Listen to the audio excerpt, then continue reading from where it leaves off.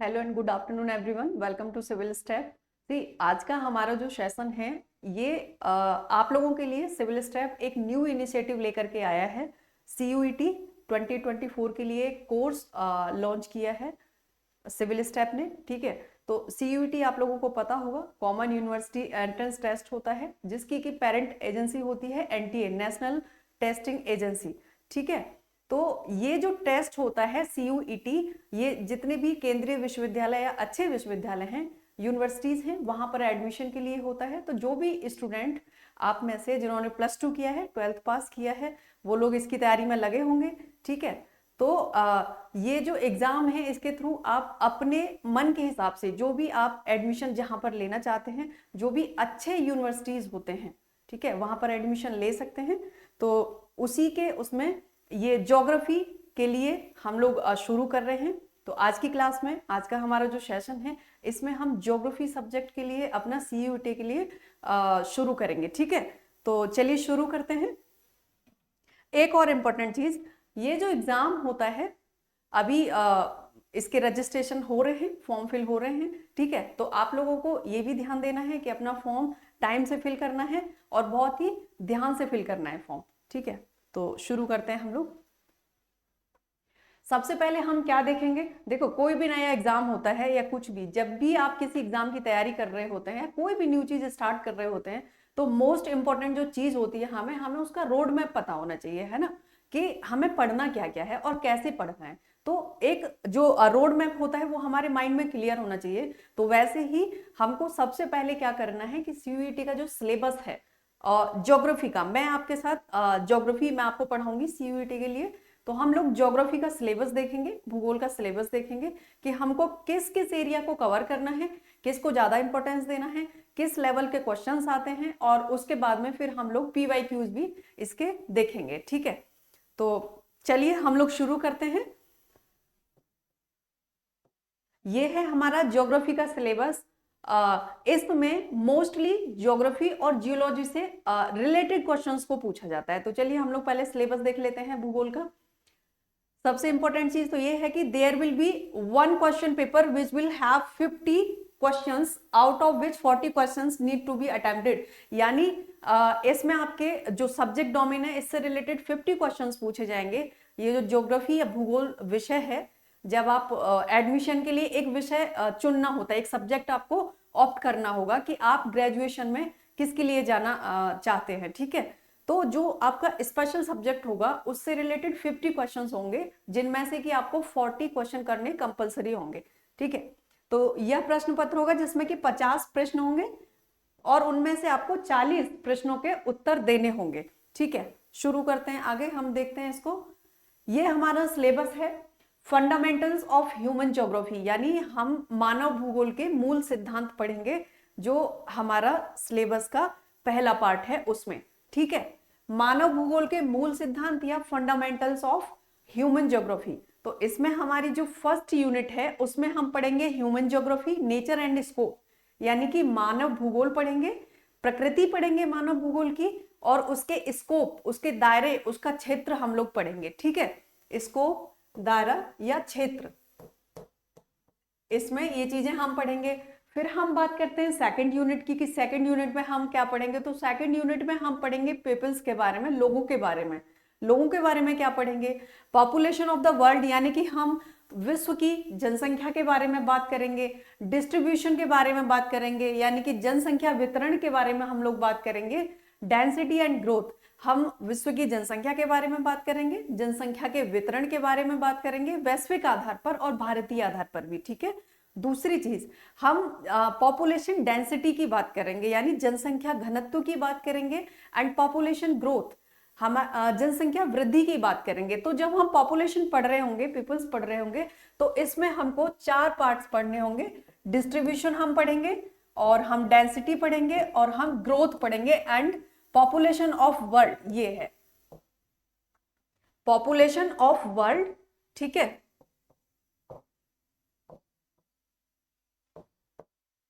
यानी हमको यहां पर पढ़नी है 4 चीज, विश्व की जनसंख्या, विश्व की जनसंख्या का वितरण, जनसंख्या घनत्व और जनसंख्या वृद्धि हम पढ़ेंगे अपनी सेकंड यूनिट में।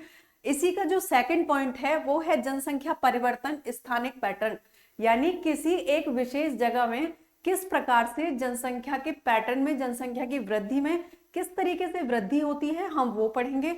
दूसरी चीज संरचना जनसंख्या परिवर्तन के निर्धारक, जनसंख्या परिवर्तन जो हो रहा है उसके क्या क्या निर्धारक कारक हैं उसके बारे में पढ़ेंगे। किसी विशेष क्षेत्र की जहां पर के जनसंख्या परिवर्तन हो रहा है उसकी संरचना के बारे में पढ़ेंगे, क्या कारक हैं जो उनको प्रभावित करते हैं, क्या वजह है, ठीक है। तो ये सारी चीजें हम पढ़ेंगे। आयु लिंग अनुपात, शहरी ग्रामीण रचना विकास अवधारणा, चयनित संकेतक और राष्ट्रीय तुलनाएं, यानी कि अर्बन एज सेक्स रेशियो हम लोग पढ़ेंगे, ठीक है। दूसरी चीज रूरल अर्बन कंपोजिशन हम पढ़ेंगे, इसमें human development concept, selected indicators, international comparisons, indicators पढ़ेंगे, कॉन्सेप्ट्स पढ़ेंगे हम इसके, और इंटरनेशनल यानी अंतरराष्ट्रीय स्तर पर इसकी तुलना करेंगे हम दूसरे देशों के साथ और भारत की भी दूसरे देशों के साथ, ठीक है। आगे हम देखते हैं इसी को। आगे हमारी थर्ड यूनिट आती है और थर्ड यूनिट में आता है ह्यूमन एक्टिविटीज, यानी कि मानवीय गतिविधियां। ह्यूमन एक्टिविटीज में हम लोगों को क्या पढ़ना है, इसमें हमें फर्स्ट है प्राइमरी एक्टिविटीज। प्राइमरी एक्टिविटीज क्या होता है, यानी कि प्राथमिक गतिविधियां। अब देखना ये होगा कि प्राथमिक गतिविधियों में क्या क्या आता है, ठीक है।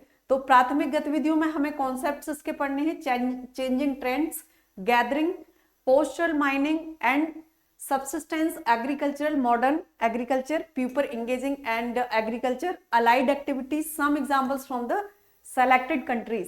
यानी कि हमको जो प्राथमिक गतिविधियां हैं इनमें अवधारणा पढ़नी है, बदलती प्रवृत्तियां पढ़नी है।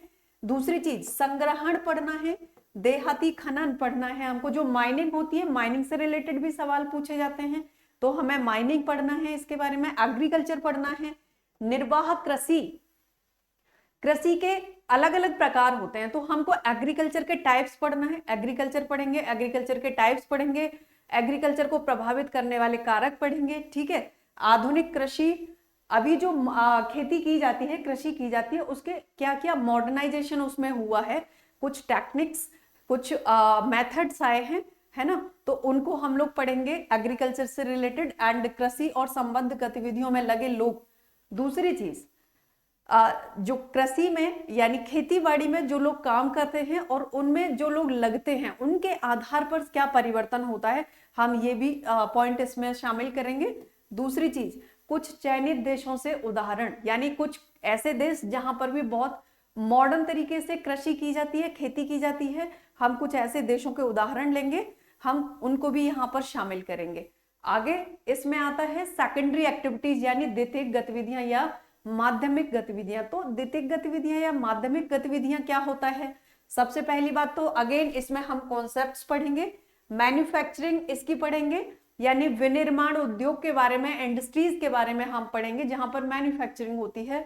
एग्रो प्रोसेसिंग के बारे में पढ़ेंगे, खाद्य प्रसंस्करण, एग्रो प्रोसेसिंग, ठीक है। Households, small scale and large scale people engaged in the secondary activities, some examples from selected countries, ठीक है। यानी कि अवधारणा आप पढ़ेंगे। दूसरी चीज विनिर्माण यानी मैन्युफैक्चरिंग में हम लोग क्या पढ़ेंगे, कृषि प्रसंस्करण। जब हम मैन्युफैक्चरिंग या विनिर्माण पढ़ रहे होंगे तो एग्रो प्रोसेसिंग या कृषि प्रसंस्करण पढ़ेंगे। घरेलू, डोमेस्टिक और छोटे पैमाने पर और बड़े पैमाने पर जो माध्यमिक गतिविधियों में लोग लगे होते हैं हम उनके बारे में पढ़ेंगे। और फिर अगेन कुछ चयनित देशों के उदाहरण लेंगे जिनके बारे में कि हम वहां से क्वेश्चन बनते हैं, है ना, और बहुत ही इजी रहता है, बहुत ही हम जो भूगोल है, ज्योग्राफी है, उसका जो ये वाला पार्ट होता है स्पेशली मानव भूगोल वाला, ह्यूमन ज्योग्राफी वाला, ये थोड़ा सा कॉम्प्लेक्स होता है बट हम इसको बहुत ही सिंप्लीफाई करके सरलीकृत वे में पढ़ेंगे। सो डोंट वरी, सिर्फ स्टेप बाय स्टेप हम इसको करते जाएंगे, है ना, और समझते चलेंगे। आगे हम लोग देखते हैं इसमें अब आता है टर्सरी एक्टिविटीज या फिर तृतीयक गतिविधियां। तो जब हम ज्योग्राफी की बात करते हैं और स्पेशली जब मैन्युफैक्चरिंग की बात करते हैं या फिर एग्रीकल्चर की बात करते हैं तो हम देखेंगे कि इसमें तृतीयक गतिविधियां क्या होती हैं। अगेन सेम चीज है, कॉन्सेप्ट्स के बारे में पढ़ेंगे। देखो जब हमने प्राइमरी गतिविधियां देखी थी तो कृषि के बारे में बात की थी, जब हमने द्वितीयक गतिविधियां सेकेंडरी एक्टिविटीज देखी थी तो हमने वहां पर मैन्युफैक्चरिंग के बारे में बात की थी, large and small scale domestic manufacturing के बारे में बात की थी, एग्रो प्रोसेसिंग के बारे में बात की थी। बट जब हम बात कर रहे हैं टर्सरी एक्टिविटीज के बारे में, तो हम यहाँ पर ट्रेड की बात कर रहे हैं, ट्रांसपोर्ट्स की बात कर रहे हैं, कम्युनिटीज की बात कर रहे हैं यानी समुदाय, कम्युनिकेशन की बात कर रहे हैं, संचार, ठीक है, सर्विसेज, सेवाएं, people engage in tertiary activities, और हम उन लोगों की बात करेंगे जो कि तृतीयक या टर्सरी एक्टिविटीज में इंगेज्ड हैं। अगेन कुछ ऐसे देशों के उदाहरण लेंगे जो इस एक्टिविटीज में बहुत एडवांस लेवल पर काम कर रहे हैं, ठीक है, तो वहां से उदाहरण लेंगे और इंटरनेशनल लेवल पर इसको कंपैरिजन भी करेंगे इसका, ठीक है। एक बहुत ही इंपॉर्टेंट चीज, जब हम कई बार क्या होता है, और ये पीछे सवाल भी आया है ना, प्राथमिक एक्टिविटीज यानी primary activities and secondary activities और टर्सरी एक्टिविटीज, इनको क्लासिफाई किया गया है। जब हम बात करते हैं प्राथमिक एक्टिविटीज या फिर प्राइमरी एक्टिविटी की, तो कृषि की बात होती है, सेकेंडरी में मैन्युफैक्चरिंग की बात होती है, एंड जब टर्सरी एक्टिविटीज की बात होती है तो यहाँ पर सर्विस की बात होती है, कम्युनिकेशन की बात होती है, ट्रेड की बात होती है, ट्रांसपोर्ट की बात होती है, ठीक है। दूसरी चीज यानी कि इसमें अवधारणा के बारे में हम बात करेंगे, व्यापार, परिवहन, संचार, सेवाएं, और कुछ चयनित देशों से ऐसे उदाहरण लेंगे जो बहुत ही मॉडर्न तरीके से, बहुत ही एडवांस लेवल पर इस क्षेत्र में लगे हुए हैं, काम कर रहे हैं, ठीक है। आगे देखते हैं। Now we are talking about quaternary activities या चतुर्थक गतिविधियां। तो चतुर्थक गतिविधियों में क्या आता है, अगेन हम इसका कॉन्सेप्ट पहले पढ़ेंगे कि चतुर्थक गतिविधियां होती क्या है ना, इनकी अवधारणा क्या है, इनका कॉन्सेप्ट क्या है। नॉलेज बेस्ड इंडस्ट्रीज, जब हम बात करते हैं क्वार्टनरी एक्टिविटीज या चतुर्थक गतिविधियों की, तो इसमें नॉलेज बेस्ड एक्टिविटीज आती हैं, people engaged in quaternary activities and some examples from selected countries. ये जो है चतुर्थक गतिविधियां या क्वार्टनरी एक्टिविटीज, इसमें नॉलेज बेस्ड इंडस्ट्री आती है। नॉलेज बेस्ड इंडस्ट्री क्या होती है वो हम जब अपना सिलेबस कवर करेंगे, जब क्वेश्चन डिस्कस करेंगे, तो वहां पर हम लोग देखेंगे, ठीक है। अवधारणा अगेन ज्ञान आधारित उद्योग इसमें पढ़ेंगे, चतुर्थक गतिविधियों में लगे लोग और कुछ चयनित देशों के उदाहरण हम लोग यहाँ पर लेंगे, ठीक है। आगे देखते हैं। अभी हम बात करेंगे यूनिट फोर्थ, यानी अभी है यूनिट फोर्थ, और यूनिट फोर्थ में ट्रांसपोर्ट, कम्युनिकेशन एंड ट्रेड की बात करेंगे। जो यूनिट फोर्थ है, चौथी इकाई है, उसमें परिवहन, संचार और व्यापार, ठीक है। तो सबसे पहले बात कर लेते हैं ट्रांसपोर्ट की, यानी कि परिवहन की। परिवहन कई प्रकार का हो सकता है, जैसे कि लैंड ट्रांसपोर्ट या भूमि परिवहन। अब लैंड ट्रांसपोर्ट क्या होता है, जैसे रोड बनते हैं, बस चलती हैं, गाड़ियां चलती हैं, फोर व्हीलर्स, ठीक है, तो ये लैंड ट्रांसपोर्ट होता है। रेलवेज, रोड ट्रांसपोर्ट में आता है road, railways and transcontinental railways, ठीक है। तो रेलवेज है, और रेलवे नेटवर्क से ऐसा होता है कि ट्रांस कॉन्टिनेंटल रेलवेज, यानी रोड और रेलवेज लैंड ट्रांसपोर्ट या भूमि परिवहन का हिस्सा होते हैं। अभी हम बात करेंगे वाटर ट्रांसपोर्ट की। वाटर ट्रांसपोर्ट मतलब जल परिवहन।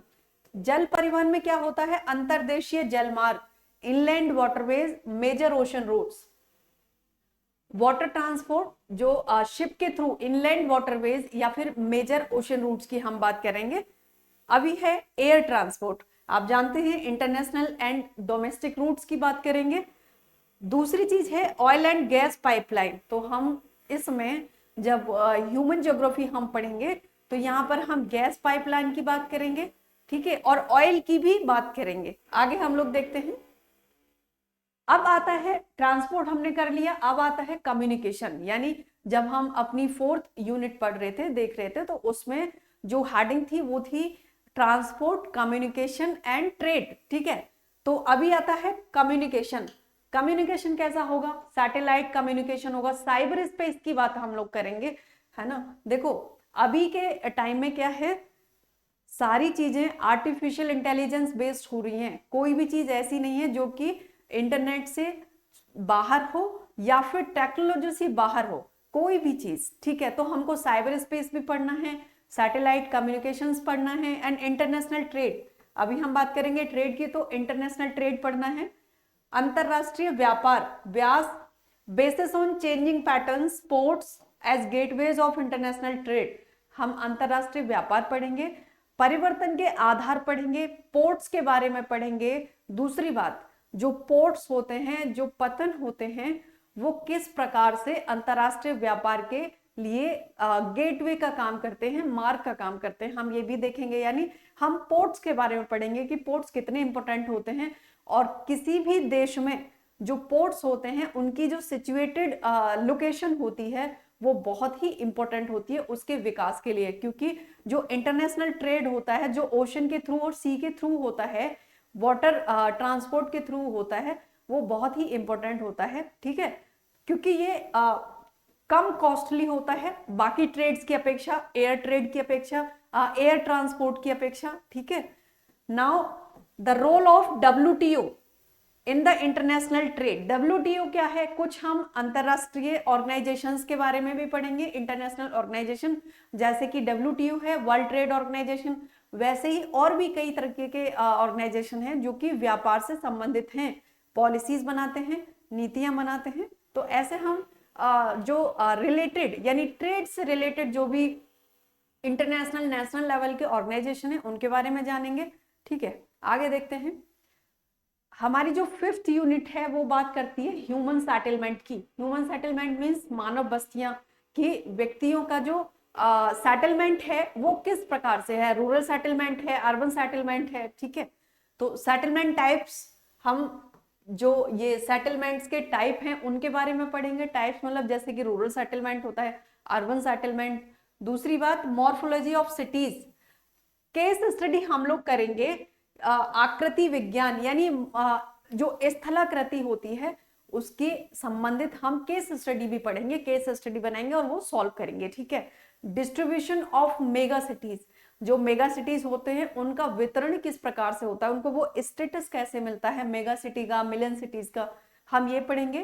Problems of human settlements in developing countries, जो विकासशील देश हैं वहां पर ह्यूमन सेटलमेंट्स में क्या प्रॉब्लम आती हैं, क्या चैलेंजेस वो फेस करते हैं देश जो अभी विकासशील के दौर में है। ठीक है, तो हम ये भी देखेंगे कि क्या ऐसी समस्याएं आती हैं उन देशों के सामने जो विकासशील देश हैं मेगा सिटी बनने के दौरान, और हम मेगा सिटीज का डिस्ट्रीब्यूशन पढ़ेंगे वर्ल्ड लेवल पर। ठीक है, दूसरा इंडिया के स्तर पर भी, भारतीय यानी राष्ट्रीय अंतरराष्ट्रीय दोनों स्तर पर हम लोग देखेंगे इसको। आगे देखते हैं। अभी हमारा जो आता है दूसरा यानी सेकंड पार्ट आता है हमारे सिलेबस का, वो आता है पीपल एंड इकोनॉमी यानी लोग और अर्थव्यवस्था। लोग और अर्थव्यवस्था के बारे में हम बात करेंगे, आर्थिक भूगोल के बारे में बात करेंगे। ठीक है, तो इसमें जो फर्स्ट यूनिट है वो है population, distribution, density and growth, composition and population, linguistic, religious, sex, urban and occupational, regional variations in growth of population, migration, international, national, causes and consequences. ठीक है, यानी कि जनसंख्या वितरण के बारे में हम बात करेंगे, घनत्व वृद्धि, जनसंख्या की संरचना, भाषाई आधार पर, धार्मिक आधार पर, जनसंख्या वृद्धि में लिंग और ग्रामीण, शहरी और व्यावसायिक क्षेत्रीय विभिन्नताएं देखेंगे। प्रवासन यानी कि माइग्रेशन किन कारणों से होता है, हम ये जानेंगे कि माइग्रेशन होता क्या है, किन कारणों से माइग्रेशन होता है, क्या फैक्टर्स ऐसे होते हैं जो माइग्रेट करने पर मजबूर करते हैं, और वो कौन से कारण होते हैं जो लोगों को अपनी तरफ अट्रैक्ट करते हैं, जिनसे कि लोग अपने शहर गांव क्षेत्र को छोड़कर दूसरी तरफ दूसरे शहरों में जाते हैं। ठीक है, तो हम इसको बहुत ही इजी वे में और विस्तृत वे में समझेंगे। आगे हम देखते हैं यानी राष्ट्रीय और अंतरराष्ट्रीय कारण और इसके परिणाम हम पढ़ेंगे। माइग्रेशन के कारण भी जानेंगे और इसके परिणाम क्या होते हैं राष्ट्रीय स्तर पर, अंतरराष्ट्रीय स्तर पर, हम ये पूरा इसको समझेंगे। आगे देखते हैं। Human development, selected indicators and regional patterns, population, environment and development, मानव विकास के बारे में हम पढ़ेंगे, ह्यूमन डेवलपमेंट के बारे में, इससे संबंधित इंडेक्सेस के बारे में पढ़ेंगे, उन एजेंसी के बारे में पढ़ेंगे जो ह्यूमन डेवलपमेंट से संबंधित इंडेक्स को जारी करती हैं, क्या इंडिकेटर होते हैं जिनके आधार पर ये इंडेक्स जारी की जाती हैं। ठीक है, ये सारी चीजें हम पढ़ेंगे। रैंक पढ़ेंगे, भारत की रैंक पढ़ेंगे। दूसरी बात, विश्व में कौन सी रैंक है, भारत के पड़ोसी देशों की कौन सी रैंक है। कई बार बहुत इजी, बहुत छोटे फैक्चुअल बेस्ड और इंफॉर्मेशन बेस्ड ही सवाल पूछे जाते हैं। ठीक है, selected indicators and regional pattern, population, environment and development के बारे में पढ़ेंगे। ठीक है, तो चयनित संकेतक और क्षेत्रीय पैटर्न क्या होता है, जनसंख्या, पर्यावरण और विकास, ये चीजें हैं ह्यूमन डेवलपमेंट से रिलेटेड, ये पूरे एस्पेक्ट्स हैं जो हम पढ़ेंगे। आगे हम देखते हैं इसको। हमारी इसमें जो सेकंड यूनिट है, दूसरी यूनिट है, वो है ह्यूमन सेटलमेंट्स, यानी कि मानव बस्तियां।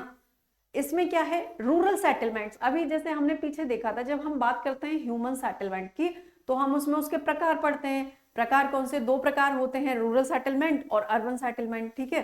तो अभी हमको इसमें क्या पढ़ना है, रूरल सेटलमेंट पढ़ना है। रूरल सेटलमेंट में इसके प्रकार पढ़ने हैं और डिस्ट्रीब्यूशन पढ़ना है, इसका वितरण पढ़ना है, किस प्रकार से ग्रामीण क्षेत्रों में सेटलमेंट या बस्तियां बनाई जाती हैं, ठीक है। तो हमको उनके बारे में जानना है।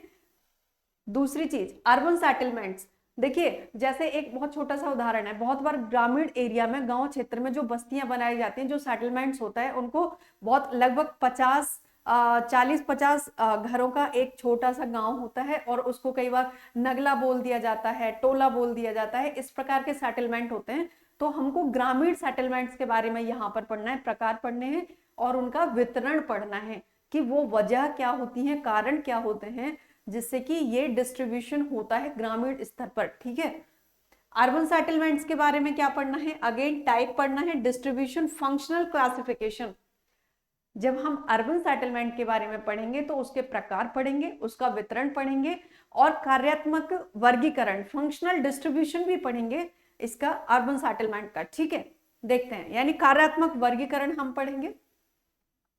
अभी इसमें हमारी जो थर्ड यूनिट है वो है रिसोर्सेज एंड डेवलपमेंट, यानी संसाधन और विकास।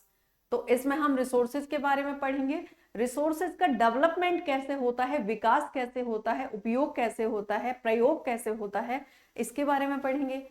तो पहला है लैंड रिसोर्सेज, यानी भूमि संसाधन, भूमि संसाधन से संबंधित चीजें पढ़ेंगे। General land use, agricultural land use and major crops, यानी सामान्य तरीके से भूमि का प्रयोग पढ़ेंगे। एग्रीकल्चरल लैंड यूज हम पढ़ेंगे, जो कृषि के लिए भूमि का प्रयोग किया जाता है। मेजर क्रॉप्स, एग्रीकल्चर, जो मुख्य फसल होती है कृषि की। Agricultural development and problems and common property resources, दूसरी बात हम पढ़ेंगे जो सामान्य प्रॉपर्टी रिसोर्सेज होते हैं उनके बारे में, यानी प्रमुख फसलों के बारे में पढ़ेंगे। तो हमको क्रॉप पैटर्न भी पढ़ना है, कृषि विकास के बारे में पढ़ेंगे, इसकी समस्याएं क्या होती हैं उनके बारे में पढ़ेंगे और सामान्य भूमि उपयोग के बारे में हम पढ़ेंगे, ठीक है। अब हम देखेंगे वाटर रिसोर्सेज के बारे में। जब हम रिसोर्सेज एंड डेवलपमेंट पढ़ रहे हैं, यानी संसाधन और विकास, तो हमने देखा लैंड रिसोर्सेज। लैंड रिसोर्स में हमने क्या देखा, भूमि के अलग अलग प्रयोग, किस तरीके से कि जनरल लैंड यूज यानी सामान्य भूमि का, असामान्य प्रयोग भूमि का, कृषि के लिए उसका प्रयोग, मुख्य फसलें हम पढ़ेंगे, कृषि का विकास कैसे होता है, कृषि भूमि का विकास, उसकी समस्याएं क्या होती हैं, सामान्य संपत्ति संसाधन क्या होता है। अभी हम बात करेंगे जल संसाधन की। अवेलेबिलिटी एंड यूटिलाइजेशन, यानी जो जल है हमारा, वो उसकी उपलब्धता और उसका उपयोग, प्रयोग के आधार पर हम वाटर रिसोर्सेज को पढ़ेंगे। कैसे, अवेलेबिलिटी से आज से मतलब क्या होता है, जैसे कि इरिगेशन में इसका प्रयोग होता है, डोमेस्टिक और इंडस्ट्रियल यानी घरेलू उद्योगों में प्रयोग, and other uses, other use में scarcity of water and conservation methods, यानी पानी की निरंतर कमी होती जा रही है तो उसको बनाए रखने के लिए हम इसके संरक्षण के बारे में पढ़ेंगे, वाटर संरक्षण के बारे में, वाटर कंजर्वेशन के बारे में पढ़ेंगे। दूसरी चीज रेन वाटर हार्वेस्टिंग के बारे में भी हम पढ़ेंगे, है ना। इनसे संबंधित हम नीतियों के बारे में पढ़ेंगे। भारत सरकार वर्तमान में वाटर कंजर्वेशन से रिलेटेड या लैंड कंजर्वेशन से रिलेटेड जो भी रिसोर्सेज हैं हमारे, उनसे संबंधित जो भी पॉलिसी बना रही है, जो भी समिट्स हो रहे हैं, मीटिंग्स हो रही हैं, तो हम उनको भी कवर करेंगे। यानी जब हम अपना ज्योग्राफी का सिलेबस पढ़ेंगे तो उसको हम करंट अफेयर से जोड़ करके पढ़ेंगे, क्योंकि सवाल हमारे वैसे ही पूछे जाते हैं, ठीक है। ठीक है, आगे देखते हैं हम इसको। Management and one case study related to participatory watershed management to be introduced. देखिए हम एक केस स्टडी भी करेंगे इसमें, जो कि वर्षा जल संचयन और वाटरशेड प्रबंधन से रिलेटेड होगा। जो वाटरशेड प्रबंधन मैनेजमेंट होता है उससे रिलेटेड, बारिश के जल को कैसे मैनेज किया जाता है, यानी वाटरशेड मैनेजमेंट से रिलेटेड हम एक केस स्टडी बनाएंगे, वो भी यहाँ पर सॉल्व करेंगे, ठीक है। ये समस्याएं हैं जो कि नॉर्मली भारत के सामने और विश्व स्तर पर भी कई सारे देशों के सामने हैं, क्योंकि संसाधन लगातार कम हो रहे हैं, उनका उपयोग अधिक हो रहा है, एफिशिएंसी उतना नहीं है जितना होना चाहिए। ठीक है, तो उन्हीं से रिलेटेड बार बार कुछ ना कुछ न्यूज बनती रहती है, जहां पर हमको अपने सिलेबस को जोड़ करके पढ़ना है। आगे देखते हैं हम लोग मिनरल एंड एनर्जी रिसोर्सेज, यानी खनिज और ऊर्जा संसाधन के बारे में पढ़ेंगे। तो खनिज और ऊर्जा संसाधन में हमें क्या पढ़ना है, metallic and non metallic minerals के बारे में पढ़ेंगे, यानी हम कुछ ऐसे मिनरल्स के बारे में जानेंगे जिनमें मेटल होता है, और कुछ ऐसे मेटल्स के बारे में जानेंगे जो कि नॉन मेटलिक होते हैं, अधातु जिसको बोला जाता है, धातु और अधातु, जिसको धात्विक और अधात्विक खनिज के बारे में पढ़ेंगे, उनका वितरण, उनकी लोकेशंस हम देखेंगे, उनका वितरण देखेंगे, और पारंपरिक एवं गैर पारंपरिक ऊर्जा स्रोत, यानी conventional and non conventional energy स्रोत, सोर्सेस, कन्वेंशनल और नॉन कन्वेंशनल एनर्जी सोर्सेस क्या होते हैं। कन्वेंशनल में जैसे कि कोयला आता था, पेट्रोलियम होता है, ये सब कन्वेंशनल में आते हैं। ठीक है, वहीं पर नॉन कन्वेंशनल में अभी आजकल बहुत अधिक चर्चा में रहता है सोलर एनर्जी। सोलर एनर्जी से रिलेटेड बहुत सारी नीतियां बन रही हैं, पॉलिसी बन रही है, अलग अलग भारत सरकार योजनाएं बना रही है, प्रो इनिशिएटिव ले रही है, इनिशिएटिव चला रही है, ताकि सोलर एनर्जी के उत्पादन को बढ़ाया जा सके, है ना। तो हमें पढ़ना क्या है, भारत में हमें देखना है कि कितना सोलर एनर्जी को उत्पादन किया जा रहा है। भारत के लगभग 4 से 5 हमें राज्यों के बारे में पढ़ना है जो कि सौर ऊर्जा उत्पादन में अग्रणी हो। हमें भारत की स्थिति वैश्विक स्तर पर देखनी है कि कितना भारत ऊर्जा उत्पादन, सौर ऊर्जा उत्पादन करता है वैश्विक स्तर पर। तो इस तरीके से हमें पढ़ना है। हमें पवन ऊर्जा के बारे में पढ़ना है, हमको पढ़ना है जल ऊर्जा के बारे में, टाइडल एनर्जी या ज्वारीय ऊर्जा के बारे में, हम भूतापीय ऊर्जा के बारे में पढ़ेंगे। तो जो हमारा कन्वेंशनल और नॉन कन्वेंशनल एनर्जी वाला पोर्शन है, हम प्रॉपर अच्छे तरीके से इसको समझेंगे। आगे देखते हैं, अभी हम देखेंगे इंडस्ट्री यानी उद्योगों के बारे में। तो types and distribution, industrial locations and clustering, changing pattern of the selected industry, iron and steel, cotton textile, sugar, petrochemicals, knowledge based industry, the impact of liberalization, privatization and globalization on the industrial locations। यानी कि जब हम industry या उद्योगों के बारे में पढ़ेंगे तो हम पढ़ेंगे इंडस्ट्रीज के प्रकार, कि इंडस्ट्री में कौन से उद्योग आते हैं। ठीक है, दूसरी चीज टाइप्स के बारे में पढ़ेंगे, और हम डिस्ट्रीब्यूशन के बारे में पढ़ेंगे, उन कारकों के बारे में पढ़ेंगे जिन कारकों के आधार पर इंडस्ट्रीज को विभाजित किया जाता है। लोकेशन के बारे में पढ़ेंगे, कोई भी विशेष इंडस्ट्री किसी विशेष लोकेशन पर भी होती है, ऐसा क्यों होता है, तो लोकेशंस के बारे में जानेंगे। क्लस्टरिंग के बारे में जानेंगे, changing pattern of sugar, changing pattern of selected industries, यानी कुछ चयनित उद्योग होते हैं, उनका जो चेंजिंग पैटर्न है उसके बारे में जानेंगे। And iron and steel, cotton textile, sugar, petroleum. देखो iron industry, cotton industry, textile industry, sugar, petrochemical and knowledge based industry के बारे में हम जानेंगे, और इनका इंपैक्ट क्या होता है। Liberalisation, privatisation and globalisation industry, जो उद्योग हैं उन पर लिबरलाइजेशन, उदारवादता का क्या प्रभाव है, प्राइवेटाइजेशन का क्या प्रभाव है, निजीकरण का प्रभाव हम लोग पढ़ेंगे। नॉलेज बेस्ड उद्योग पर क्या प्रभाव होता है लिबरलाइजेशन का, प्राइवेटाइजेशन का, ग्लोबलाइजेशन का, यानी वैश्वीकरण, निजीकरण और उदारीकरण के बारे में हम लोग भूगोल से संबंधित यानी इंडस्ट्री से जोड़ करके इन चीजों को पढ़ेंगे। आगे देखते हैं, प्लानिंग इन इंडिया, भारत में योजना, टारगेट एरिया प्लानिंग यानी कि लक्ष्य क्षेत्र योजना के बारे में पढ़ेंगे, और इनसे संबंधित हम केस स्टडी भी सॉल्व करेंगे। दूसरी चीज, एक और बहुत इंपॉर्टेंट चीज है, सतत विकास का विचार यानी सस्टेनेबल डेवलपमेंट। आपको पता है सस्टेनेबल गोल्स, डेवलपमेंट गोल्स के बारे में, तो हमको सस्टेनेबल विकास विचार के बारे में पढ़ना है, फिर वहां से हम दो गोल्स के बारे में भी थोड़ा सा जान लेंगे। ठीक है, क्योंकि पानी से संबंधित गोल, टारगेट्स उसमें सेट किए गए हैं कि हमको किस लक्ष्य को किस वर्ष तक प्राप्त कर लेना है। ठीक है, जैसे कि भूखमरी इरिडिकेशन उन्मूलन, है ना, ऐसे ही कई सारे रोगों के उन्मूलन की बात की गई है। तो ये कुछ चीजें हैं जिनके बारे में हम पढ़ेंगे, जो कि अभी हमारे सामने थोड़ा प्रॉब्लम के स्तर पर चल रहे हैं, जो अभी हमें टारगेट सेट किए गए हैं और वो प्राप्त करने हैं आगे आने वाले कुछ वर्षों में, जो हमें मिलेगा SDG सस्टेनेबल गोल्स डेवलपमेंट में। ठीक है, आगे देखते हैं हम लोग।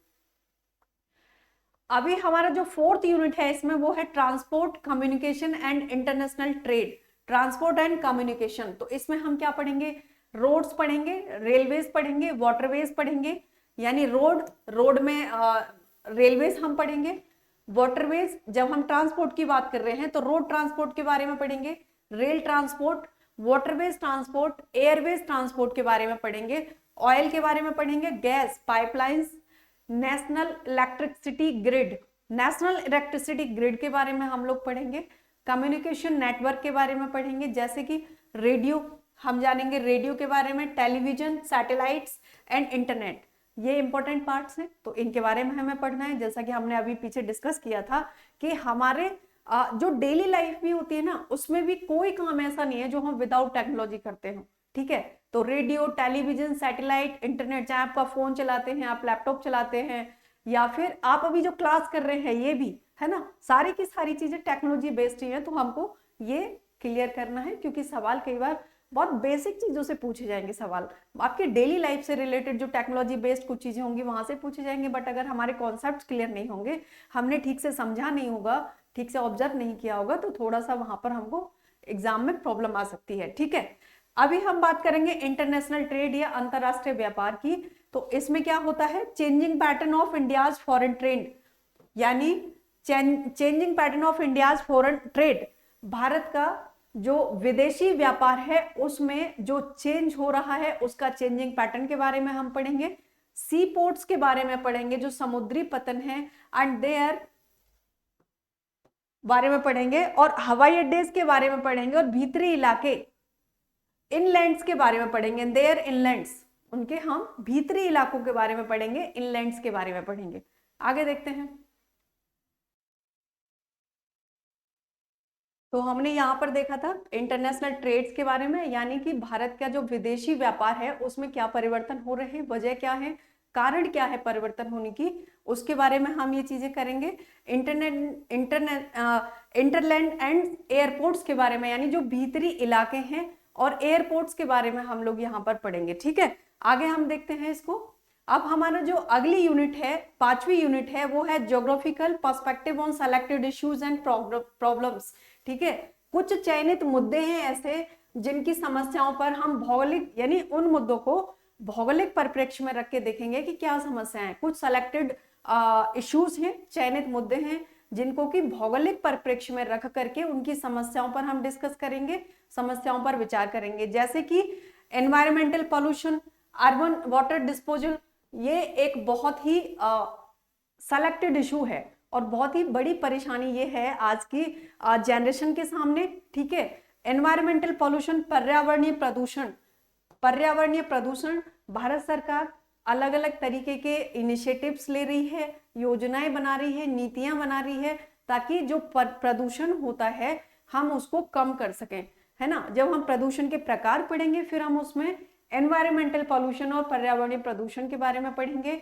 दूसरी बात, अर्बन वाटर वेस्ट डिस्पोजल, जो शहरी अपशिष्ट निपटान होता है। आपने देखा होगा जब आप कई बड़े शहर जैसे दिल्ली की तरफ आप जाते हैं तो बहुत ऊंचे ऊंचे कूड़े के ढेर लगे होते हैं, है ना। तो उनका निपटान कैसे हो, वो बहुत ही पर्यावरण में प्रदूषण के लिए बहुत ही मेजर भूमिका निभाते हैं, बहुत ज्यादा, क्योंकि बहुत ऊंचे ऊंचे ढेर होते हैं, पूरे आसपास की जो वायु होती है वो प्रदूषित होती है, जिसकी वजह से बीमारियां फैलती हैं। दूसरी बात, पानी का जो रुकावट बनता है ये, और यहाँ पर बहुत सारे जैसे कि पॉलीथीन होते हैं, बॉटल्स होती हैं, जो कि मृदा को प्रदूषित करती हैं, पानी को प्रदूषित करते हैं। जब वहां से रिलेटेड पानी जो होता है, संबंधित पानी, जब बारिश होती है और वो नीचे जाता है तो वो पानी को प्रदूषित करता है, हवा को प्रदूषित करते हैं। तो हम बेसिकली पर्यावरण प्रदूषण के बारे में पढ़ेंगे। अर्बन वेस्ट डिस्पोजल या शहरी अपशिष्ट निपटान के बारे में पढ़ेंगे। अर्बनाइजेशन, रूरल अर्बन माइग्रेशन, यानी कि शहरीकरण, अर्बनाइजेशन के बारे में पढ़ेंगे कि अर्बनाइजेशन का विकास कैसे हुआ, कारण क्या होते हैं। अर्बन रूरल माइग्रेशन, जब गांव की तरफ से शहरों की तरफ लोग जाते हैं तो उसकी वजह क्या होती है, शहरों में ऐसा क्या होता है जो गांव में नहीं होता है, यानी हम एक तरीके से जो माइग्रेशन होता है उसके कारकों के बारे में पढ़ेंगे कि कौन से कारक होते हैं जो माइग्रेशन को फोर्स करते हैं और कौन से कारक ऐसे होते हैं जो माइग्रेशन को अपनी तरफ खींचते हैं, है ना। दूसरी चीज प्रॉब्लम्स ऑफ स्लम्स, जो स्लम्स होते हैं, ठीक है, हम उनकी परेशानियों के बारे में पढ़ेंगे, यानी कि बस्तियों की जो समस्याएं होती हैं, क्या समस्याएं होती हैं, बिजली, पानी, शिक्षा का अभाव होता है, स्वास्थ्य की बहुत बड़ी समस्या होती है, क्योंकि छोटे छोटे घर होते हैं जो स्लम एरिया होते हैं, ना तो वहां पर धूप आती है, ना ही अच्छा पानी मिलता है, ना ही अच्छी हवा होती है। दूसरी बात, वहां पर लोग, यानी छोटी जगह में ज्यादा से ज्यादा लोग रहते हैं, ठीक है, तो कई सारी समस्याएं ऐसी होती हैं। तो हम स्लम एरियाज की समस्याएं क्या होती हैं, लैंड डिग्रेडेशन के बारे में, यानी भूमि अवक्रमण, लैंड डिग्रेडेशन के बारे में पढ़ेंगे कि क्या क्या वजह है जिनकी वजह से लैंड डिग्रेडेशन होता है, क्या कारण है, कॉन्सिक्वेंसेस क्या होते हैं इसके, ठीक है, आगे हम देखेंगे। ओके, तो अभी ये था हमारा सिलेबस जो आपने देखा पूरा ज्योग्राफी का, है ना। जब CUET की बात हम करते हैं, स्पेशली ग्रेजुएशन के लिए, अंडर ग्रेजुएट ये टेस्ट के लिए CUET की, अभी हम कुछ PYQs यानी कि past year question papers discuss करेंगे, जो कि हमारे लगभग हर एक टॉपिक से संबंधित क्वेश्चन हैं। तो हम चलिए डिस्कस करते हैं अपने क्वेश्चन। हमारा जो पहला प्रश्न है वो है age sex pyramid of which country is well shaped, यानी कि किस देश का आयुलिंग पिरामिड घंटी के आकार का है। तो 4 देश हमारे सामने हैं, देखना हमें ये है कि घंटी के आकार का जो वेल होती है, वेल के आकार का इनमें से कौन सा पिरामिड है ना, वेल के आकार का। ऑस्ट्रेलिया है, बांग्लादेश है, नाइजीरिया है।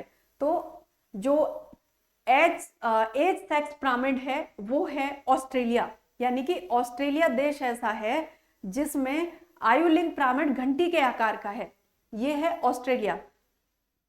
घंटी के आकार से आशय क्या होता है, अब हम थोड़ा सा इसको जान लेते हैं। तो घंटी के आकार का पिरामिड जो होता है वो एज का रिप्रेजेंटेटिव होता है, यानी कि आयु का प्रतिनिधित्व करता है। कैसे आयु का प्रतिनिधित्व करता है, यानी well shaped age pyramid represents stable population, stable population का ये प्रतिनिधित्व करता है जो वेल शेप्ड पिरामिड होता है। दूसरी चीज, with almost equal number of young and middle age individuals. Stable population का मतलब होता है कि जो यूथ होता है, जो यंग होते हैं और जो मिडिल एज में होते हैं, उनकी जो संख्या होती है लगभग समान होती है, ठीक है, लगभग समान संख्या। स्टेबल पॉपुलेशन इंडिकेट करता है वेल शेप्ड पिरामिड, जो कि अगर हम नाइजीरिया, बांग्लादेश, ऑस्ट्रेलिया इनमें से बात करते हैं तो ऑस्ट्रेलिया का है, ठीक है। आगे देखते हैं, दूसरा हमारा प्रश्न है which of the following is transported through big inch pipeline, यानी ये एक टर्म है big inch pipeline. Big inch pipeline, big inch pipeline में निम्नलिखित में से किसका परिवहन किया जाता है, या फिर इनमें से जो ये 4 प्रोडक्ट्स हैं इनमें से किसका परिवहन या ट्रांसपोर्ट बिग इंच पाइपलाइन के द्वारा किया जाता है। मिल्क है, पेट्रोलियम है, वाटर है, LPG है। तो पेट्रोलियम का प्रयोग किया परिवहन या ट्रांसपोर्ट किया जाता है बिग इंच पाइपलाइन के द्वारा, पेट्रोलियम। बिग इंच पाइपलाइन क्या होती है ये जान लेते हैं। तो big inch pipeline transports petroleum, big inch, little inch are the collectively known as inch pipelines. जो बिग इंच होते हैं, लिटिल इंच, बिग इंच को बिग इंच पाइपलाइन कहा जाता है, ठीक है। देखते हैं आगे, हमारा जो तीसरा प्रश्न है वो है industries that largely dependent on component parts that can be obtained from anywhere are called footloose industry, agro industries, small scale industries and mechanism industries, ठीक है। यानी कि ऐसे उद्योग जो बड़े पैमाने पर घटक भागों पर निर्भर होते हैं और उनको कहीं से भी प्राप्त किया जा सकता है, ऐसे उद्योगों को क्या कहा जाता है या क्या कहलाते हैं, तो ये होते हैं फुटलूज इंडस्ट्रीज, ठीक है। फुटलूज इंडस्ट्रीज देखते हैं, फुटलूज इंडस्ट्रीज क्या होता है। अब footloose industry is not tied any particular location, can be relocate to another place without effect from the factors production such as the source, land, labor and capital। यानी जो Footloose industry होती है ये किसी भी जगह से, किसी स्थान से, किसी कारण से, संसाधन से, पूंजी से बंधा नहीं होता है, इसको किसी भी दूसरी जगह पर रीलोकेट किया जा सकता है, ठीक है। फुटलूज उद्योग किसी से बंधा नहीं है, विशेष स्थान किसी अन्य स्थान पर स्थानांतरित किया जा सकता है। भूमि, श्रम, पूंजी, संसाधन आदि कारकों के प्रभाव के बिना, यानी कोई भी इसकी ऐसी वजह नहीं होती कि इसको रीलोकेट ना किया जा सके, ठीक है। देखते हैं चौथा जो प्रश्न है वो है among the following states of India which has the lowest female literacy rate. यानी आप देख रहे होंगे हमने जो सिलेबस देखा है, अभी हम जो प्रश्न डिस्कस कर रहे हैं लगभग हर टॉपिक से ये प्रश्न हर यूनिट से है ना। अभी हम बात करेंगे कि इनमें से भारत के इन राज्यों में से कौन से राज्य में महिला साक्षरता दर सबसे कम है 2011 की जनगणना के अनुसार। तो देखते हैं, झारखंड, बिहार, उत्तर प्रदेश, छत्तीसगढ़। 2011 की जनगणना के अनुसार अगर हम झारखंड, बिहार, उत्तर प्रदेश, छत्तीसगढ़ की बात करते हैं तो बिहार की महिला जनसंख्या साक्षरता दर सबसे कम है, ठीक है, बिहार की। ऑप्शन 2 देखते हैं, तो बिहार का जो लिटरेसी रेट है महिलाओं का वो है 53.33%। 53.33% है 2011 की जनगणना के अनुसार। झारखंड का है 55.42%, उत्तर प्रदेश का है 57.18% और छत्तीसगढ़ का है 60.24%। तो ये 4 राज्यों का महिला साक्षरता दर का आंकड़ा है, ठीक है, 2011 की जनगणना के अनुसार। बहुत ही इंपॉर्टेंट है, तो बहुत ही आप लोग जब ये क्लास कर रहे हैं तो बहुत ध्यान से कर रहे हैं, क्योंकि बहुत सारे इसमें ऐसी चीज आपको मिलेंगी कि आपके एग्जाम में बिल्कुल डायरेक्ट सवाल पूछे जाएंगे यहाँ से, ठीक है। देखते हैं, अगला हमारा प्रश्न है identify the correct points about the urban settlements in the world. अभी हम सेटलमेंट्स पढ़ रहे थे पीछे अपनी 4th यूनिट में, ठीक है। तो अभी हम अर्बन सेटलमेंट की बात कर रहे हैं कि विश्व में अर्बन सेटलमेंट्स के कौन से पॉइंट्स इनमें से सही हैं। London is the first million city of the world. London is the first million city of the world, तो बिल्कुल सही आंसर है ये। लंदन पहला दुनिया का मिलियन शहर है। दूसरी बात, Paris was the second city to reach the million mark in 1850। Paris 1850 में मिलियन के आंकड़े तक पहुंचने वाला दूसरा शहर था। बिल्कुल सही है ये आंसर हमारा बी, यानी ए और बी दोनों ठीक है, सी है। By 1982 the number of million cities rose to 375। 1982 तक मिलियन शहरों की संख्या बढ़कर 375 हो गई थी। ये गलत है, ऐसा नहीं है, तो सी गलत है, डी है। By 1754% people of the world were living in the urban areas. 2017 तक लगभग 2017 तक 54% लोग ऐसे हैं जो कि विश्व में अर्बन एरिया में रह रहे हैं, यानी वैश्विक स्तर पर अगर हम देखते हैं तो 54% लोग लगभग शहरों में रह रहे हैं। ये बिल्कुल सही है हमारा स्टेटमेंट, तो आंसर इसका है डी, यानी ए, बी और डी, डी सही है। अगला है identify the correct statement about the Indian ports. ये इंडियन पोर्ट्स और भारतीय पतन से संबंधित प्रश्न है, ठीक है। हमने अभी पढ़ा था जब हम ट्रांसपोर्ट पढ़ रहे थे, तो जब हम वाटर ट्रांसपोर्ट की बात करते हैं तो उसमें पोर्ट्स पढ़ते हैं, सी पोर्ट्स पढ़ते हैं, उसी टॉपिक से संबंधित प्रश्न है। Mumbai is a natural harbour and the biggest port of the country. Mumbai is the natural harbour and the biggest port of the country, बिल्कुल सही है। दूसरा है Jawaharlal Nehru port was developed to relieve the pressure of the Kandla port, तो ये गलत है, ऐसा नहीं है, सी है।